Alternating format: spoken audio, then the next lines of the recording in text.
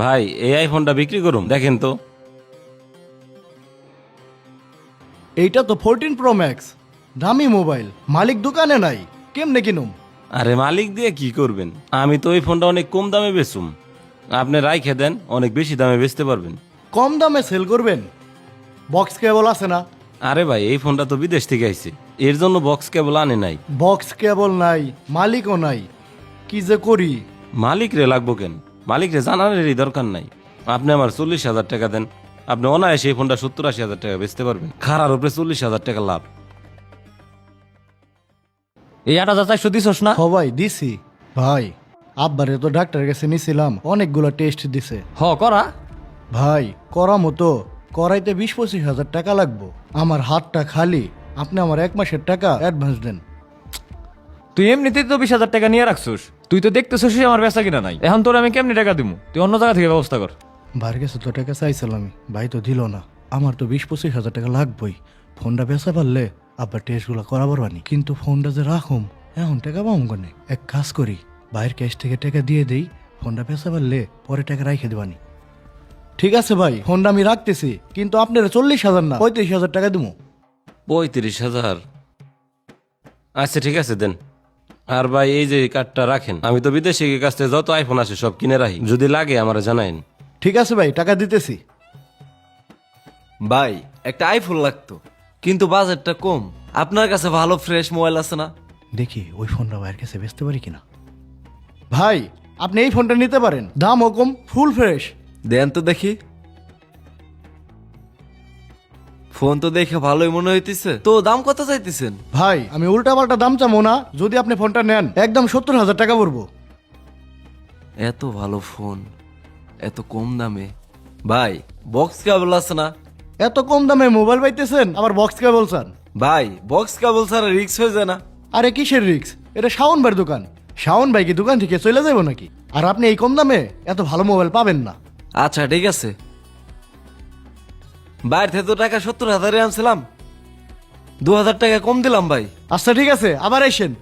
ঠিক আছে ভাই, আসবানি। ক্যাশে থেকে তো 35,000 টাকা নিছিলাম, 35,000 টাকা ওইখানে রাইখে দেই, তাইলে আর ভাই বুঝবো না। বাকি টাকা দিয়ে আব্বা টেস্টগুলো করাবানি। এই রেহেন ভাই জানেন, এখন আর চা খামো না রে, সময় নাই। আমি আমার আব্বারে নিয়ে একটু হসপিটালে যাবো, তুই দোকানটা একটু দেখ, শাওন ভাই এখনই আসতেছে। আচ্ছা ঠিক আছে ভাই। হ শাওন ভাইরে কইস। কি রে? শাওন ভাই আসছেন?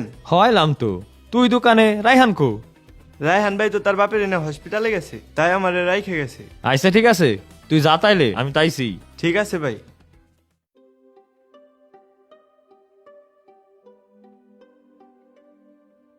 টেস্ট তো সবগুলাই করাইছেন, কিন্তু রিপোর্ট তো অতটা ভালো আসে নাই। অপারেশন করতে হবে। অপারেশন করা লাগবো? স্যার কত টাকা লাগতে পারে অপারেশন করতে? এই ধরেন অপারেশনের খরচ আছে, আর ওষুধ টষুধ সহ 3 লাখ টাকা লাগবে। 3 লাখ টাকা? আমার পোলা মোবাইলের দোকানে ছোট্ট একটা চাকরি করে, ও 3 লাখ টাকা কেমনে ব্যবস্থা করব? যেহেতু একটা রোগ হয়ে গেছে, আর ওই রোগের চিকিৎসা করাতে হলে তো টাকা লাগবেই। একটা ফোন বেচে যে টাকা কামাইছি ওই টাকা তো বাপের টেস্ট করতে করতে শেষ হয়ে গেল। এখন আবার ডাক্তার কইতেছে আরো 3 লাখ টাকা লাগবো। এত টাকা আমি কই পামো? তাহলে ওই লোকের কাছ থেকে আরো কিছু ফোন এনে বেশি। আব্বা তুমি টেনশন করো না, আমি টাকার ব্যবস্থা করবানি। আচ্ছা ঠিক আছে, আপনারা দ্রুত টাকার ব্যবস্থাটা করেন, আমি কিছু মেডিসিন লিখে দিচ্ছি, আর নিচে 2টা টেস্ট আছে, টেস্টটাও করাই নিন। ভাই আপনি যে ফোনটা দিয়ে আসলেন না, ওইটা তো সেল করছি, আমার আরো কিছু ফোন দরকার, আপনি দিতে পারবেন না? আরে ভাই কি কোন, আমার তো ব্যবসায়ী এটা, বিদেশ থেকে যারা আসে তাকে কাছ থেকে ফোন কিনে রাইখে দিই। আপনার কয়টা লাগবো? আমারে 2-1টা করে দিলেই হইব। আর ভাই এটি তো চুরাই ফোন না, আবার ঝামেলাই পড়ুম না তো? ধরুন কি কন আপনি, যদি ঝামেলা হওয়ারই হইতো তাইলে যে আপনার যে আগের ফোনটা দিলাম ওইটাই ঝামেলা হইতো, কোনো সমস্যা নাই, আপনি খালি নেন। আচ্ছা তাহলে আপনি দুপুর টাইমে আসেন, ওই সময় আমার মালিক থাকে না। আচ্ছা ঠিক আছে।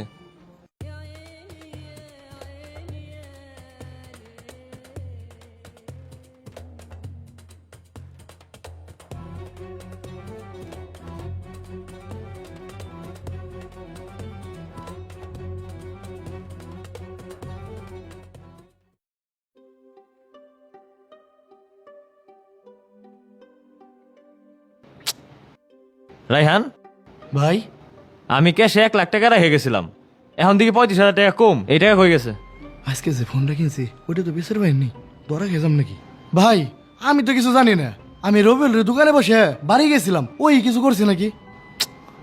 এই জন্যই তোরে বারবার কই জানে তার দোকানে বসাইস না। এখন যে টাকাটা হারাইলো এই জরিমানা কি তুই দিবি? আচ্ছা যাই হোক, রবিলে ডাক দে নিয়ে আয়। আচ্ছা ঠিক আছে ভাই। ওই তোর এত বড় সাহস, তুই আমার দোকানে চুরি করস? বেটা ফাজিল, মাইরে হলাম তোরে বেটা। ভাই এগুলো আপনি কি কইতেছেন? আমি তো চুরি করি নাই। তুই এখনো মিশা কথা কইতেছস? তাড়াতাড়ি আমার 35,000 টাকা বাই কর। ভাই বিশ্বাস করেন আমি একটা টাকাও হাত দিয়ে ধরি নাই। তোর নাটক বাদ দে, তুই 7 দিনের মধ্যে আমার টাকা ফেরত দিবি। তোর বাড়ির কিন্তু আমি সবাই রেছিনি, তুই যদি আমার টাকা না দেস সব টির স্ট্যান্ডে বাইন্দে থমু। আর তুই এই বাজারে কেমনে কাম করস সেটাও তো আমি দেখে দিম। ঠিক আছে ভাই, আমি আপনার টাকা দিয়ে দেবো। হ্যাঁ এটাই তোর জন্য ভালো, সময় কিন্তু 7 দিন, যা আমার দোকান থেকে বেরা।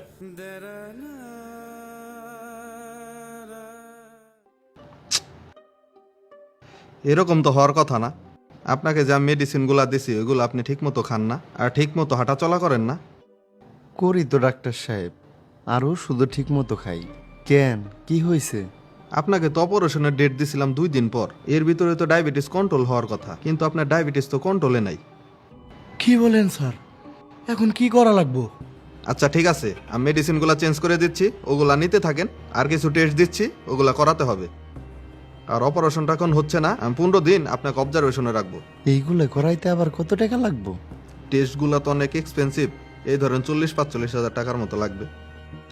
আবারও 40,000 টাকা লাগবো? আমার পোলা সৎভাবে আর কয়টি হাই কামায়, ওর জন্য তো কষ্ট হয়ে যাইতেছে। আব্বারে কেমনে কই, আমি তো আর সৎভাবে টাকা কামাই দিছি না। আর আব্বা তো ঠিকই কইছে, টাকা তো আর কম ডালতেছি না। আব্বা তো কোনোভাবেই সুস্থ হইতেছে না, এখন আমি কেমনে কি করব? রাইহান, ব্যাপারটা বুঝতেছি না, সেই দিন চোর ধরলাম, তারপরে কত হিসাব মিলে না, কাহিনী কি কত? ভাই আমি কেমনে কমো, হিসাব তো আপনিই দেখেন। ওই মিয়া, আপনার আমার সুরাই মোবাইল ধরাই দিচ্ছেন, আপনাদের লেগে আমি ঝামেলায় ফিরে গেছি। কি কোন ভাই, আমার দোকানে সব ফোন তো আমি ডিলারের কাছ থেকে আনি, এনে আবার চোরাই ফোন আসবো কোন জায়গা থেকে? ফোন তো চোরাই, আজকে সকালে আমার বাড়ির পুলিশ আইছিল, ফোনটা নিয়ে গেছে, কোন রকম খেলে আমি বাঁচছি। দূর ভাই, আপনার কোনো জায়গায় ভুল হইতেছে, আপনি মনে হয় অন্য জায়গা থেকে ফোন কিনছেন। অন্য জায়গা থেকে না, এই রেহান ভাই আমার কাছে ফোন বেচছে। ওই মিয়া, আপনি কথা কন না কেন? কি রে রাইহান, উনি কি বলে? আমার দোকানে চোরাই ফোন আসলো কেমনে? ভাই আমি ভুল করে বলাইছি, আমার বাপে অনেক অসুস্থ, আমার অনেক টাকার দরকার ছিল, তাই আমি কিছু টাকা জোগাড় করার জন্য এই চোরাই ফোনগুলো রাখে ফেলাইছি।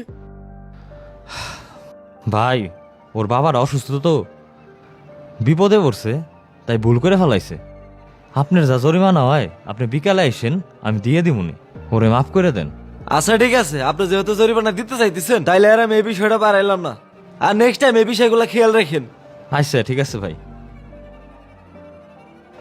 ভাই আপনি আমার এত বড় বিপদ থেকে বাঁচাইলেন, আর সেই আমি আপনার সাথে বেইমানি করতেছিলাম।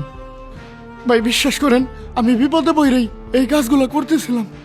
আমার শেষবারের মতো একটা সুযোগ দেন, আমি জীবন আর এই কাম করুম না, আমার মাফ করে দেন ভাই। তোরে আমি হাসান ভাইয়ের কাছ থেকে বাঁচাইছি মানবতার খাতিরে, তোর অসুস্থ বাবার কথা চিন্তা করে, কিন্তু তোরে আমি মাফ করতে পারুম না। তুই খালি আমার সাথে বেইমানি করস নাই, তোর জন্য আমি একটা নির্দোষ পোলার সাথে অনেক বড় অন্যায় করে ফেলাইছি। আর সবচেয়ে বড় কথা, আমি তোরে বিশ্বাস করছিলাম, তুই সেই বিশ্বাসটা রাখতে পারস নাই। তুই ভাই আমার দোকান থেকে চলে যা। লোভে পাপ আর পাপে ধ্বংস, কথাটা পুরনো হলেও চিরন্তন সত্য। জীবনে কঠিন বিপদে পড়েও কখনো অন্যায়ের পথ বেছে নেওয়া ঠিক না, কারণ শয়তান সবসময় মানুষের অভাব আর অসহায়ত্বের সুযোগ নিয়ে তারে পাপের দিকে টানে। রায়হান ভাবছিল অন্যায় পথে শর্টকাটে তার বাবার অপারেশন করাবে, কিন্তু অসৎ পথের উপার্জন কখনো বিপদ কমায় না, উল্টো আরো বাড়ায়। একটু ধৈর্য ধরে সৎ পথে থাকলেই সৃষ্টিকর্তা কোনো না কোনো ওসিলা মিলাই দেন, যেমনটা রবিউলের ভাগ্য ফিরাইল। আর রায়হান তার রোজগার ও শাওন ভাইয়ের বিশ্বাস দুটোই হারালো।